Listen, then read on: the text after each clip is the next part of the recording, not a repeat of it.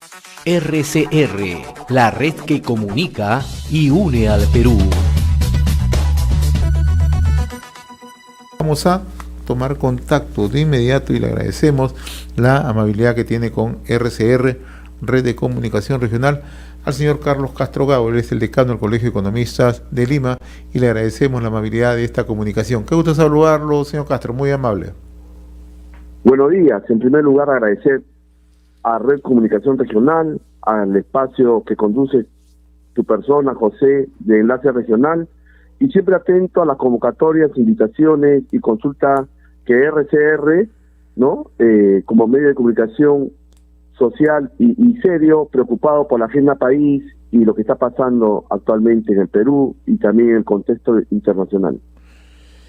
Me gustaría iniciar esta conversación, señor Castro, con la presentación que tuvo la semana pasada en el Congreso el ministro Kurt Burneo, ¿no? Han presentado los alcances del presupuesto general para el ejercicio 2023. Hay buenas intenciones, sin lugar a dudas, de parte del ministro Burneo, pero una cosa son las intenciones y otra cosa es la realidad.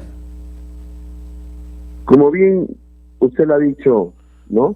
Creo que dentro de los tres ejes que ha presentado el ministro de Economía y Finanzas, Kurt Burneo, que es uno un poco de promover, ¿no?, la participación del sector privado para reactivar la economía, ¿no?, y también apoyar en temas de gestión pública, como son las obras por impuestos, pero las obras por impuestos en realidad no debería estar como estrategia de la participación del sector privado, por cuanto las obras por impuestos, para ir precisando algunos conceptos, es inversión pública. Lo que hace el sector privado es que en vez de pagar impuestos, ejecuta obras. Y es un mecanismo exitoso en otros países porque minimiza el tema de corrupción, garantiza mejores obras en cuanto a calidad, porque el privado no está interesado pues en sobrevalorar o contratar pseudoempresas para la ejecución, lo que está pasando así en los tres niveles de gobierno. Entonces, pero los mecanismos siempre nos dicen que van a promover obras por impuestos, pero tales mecanismos no lo establecen a la fecha, ¿no? Entonces, como bien estoy dando como un ejemplo de lo que ha mostrado el ministro, y hay otros puntos que, como se ha mencionado, son buenas intenciones. Mientras que no establezcan los mecanismos, la estrategia va a quedar en el papel y no se va a avanzar en una agenda mínima país, y lo que se requiere es un Estado mucho más eficiente y con mayor capacidad de gestión en los tres niveles de gobierno. No es solo asignarle más presupuesto, el presupuesto en general ha crecido el 9% con relación al 2022.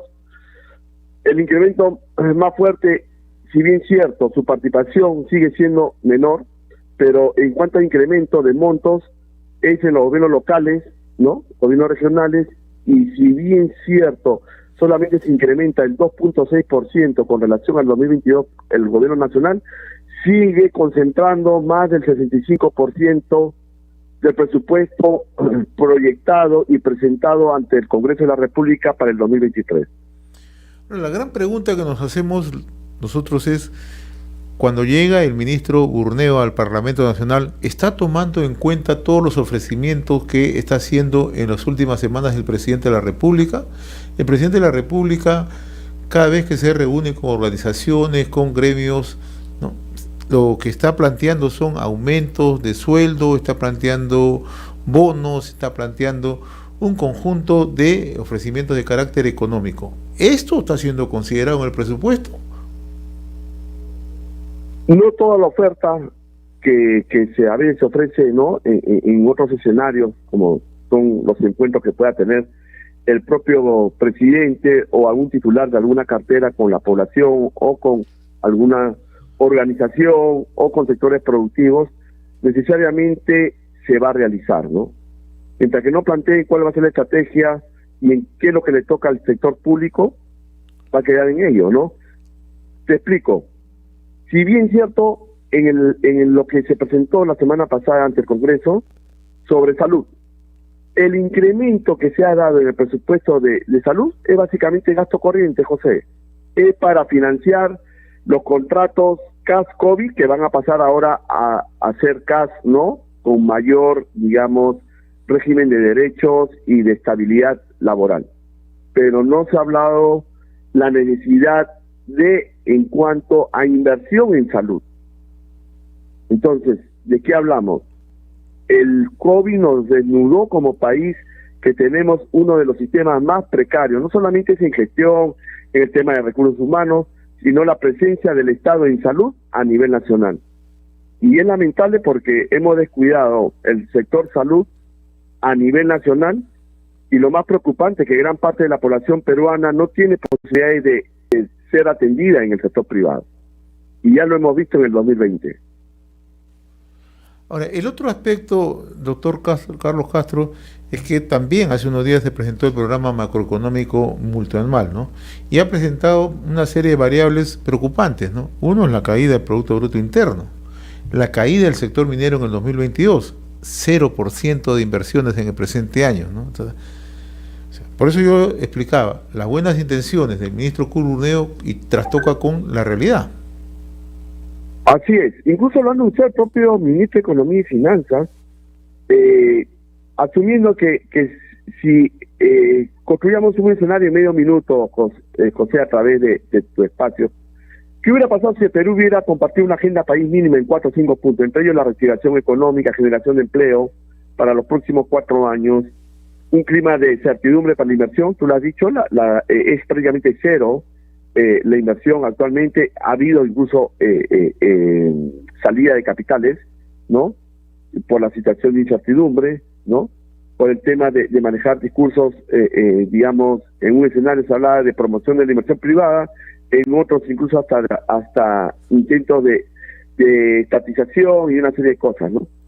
Entonces, ¿qué es lo que pasa? Nosotros necesitamos mínimo, manteniendo la actual estructura productiva que tiene el país y que tiene que crecer con innovación tecnológica, con inversión inicialmente de empresarios peruanos o del extranjero, máximo nuestro techo es del 5% para poder generar ese mínimo de 300.000 puestos de trabajo, estamos hablando de empleo formal por si acaso, José, anualmente, para que se incorporen los nuevos jóvenes, hombres y mujeres, ¿no?, al mercado de empleabilidad.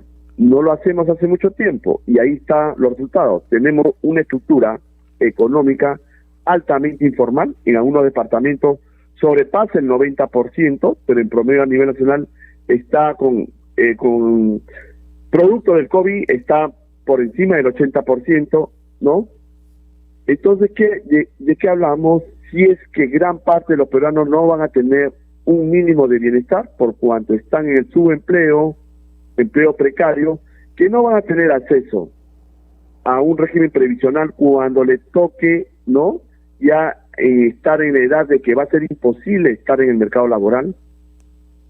Millones de peruanos que van a necesitar, así lo haga bien, mal o regular, ¿no?, ser atendidos por el Estado, es decir, servicios de salud, ¿no?, incluso de regímenes previsionales no sin aportes, ¿no?, solidarios, como el caso de pensión 65 o otra ayuda de transferencias directas, como cuando se creó, ¿no?, el programa Juntos, ¿no? Entonces, lamentablemente, mientras que no tengamos un norte, una mínima agenda para desarrollar el país, y es vital la reactivación económica, por lo menos con unas metas claras y precisas en los próximos 4 años, pero también tenemos que construir un futuro para las nuevas generaciones de peruanos, y ahí tenemos que llegar a consensos. Lamentablemente, por el clima que estamos viviendo, el Congreso y el Ejecutivo hace mucho tiempo parece que no está en su agenda compartir esas prioridades país, ¿no?, en beneficio de los peruanos. Tienen unas agendas muy particulares y eso está haciendo mucho daño al país, sobre todo de promover inversión, de promover empleo. Si el Estado no hace alianza estratégica con el sector privado, vamos a tener serios problemas de crecimiento. Y ahí tenemos un tema central, ¿no? ¿Qué pasa si no hay inversiones en el país, ¿no? Y se lo pongo de manera puntual. ¿Qué pasa si no hay inversiones en el sector minería, ¿no?, que es el principal soporte de nuestra balanza económica, ¿no? ¿qué va a ocurrir en los próximos años? ¿Cuáles son los riesgos justamente de no generar nuevas inversiones, fundamentalmente en un sector que ha servido para capitalizar parte del desarrollo en el país, como la gran minería?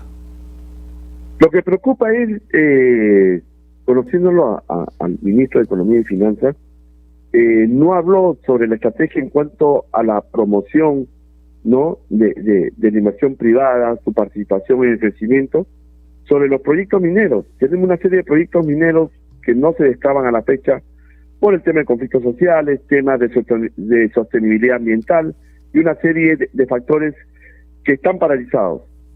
Tenemos que ser coherentes y, es más, con el boom que tuvieron los precios 2020, 2021, porque, como bien has mencionado, de acuerdo a las proyecciones macroeconómicas, también tiende a disminuir los precios internacionales, sobre todo del cobre y oro, ¿no? Lo único favorable que se tiene es que se presume que en el 2026 estaría bajando por el orden de por debajo de $70 el barril de petróleo.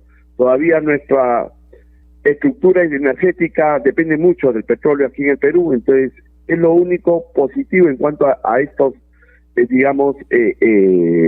commodities a nivel internacional. Y aparte de ello, no estamos aprovechando de promover mayor inversión y aprovechamiento de estos recursos naturales, entre ellos el cobre, porque tenemos fortaleza de estar liderando la producción de cobre a nivel mundial y no lo estamos haciendo.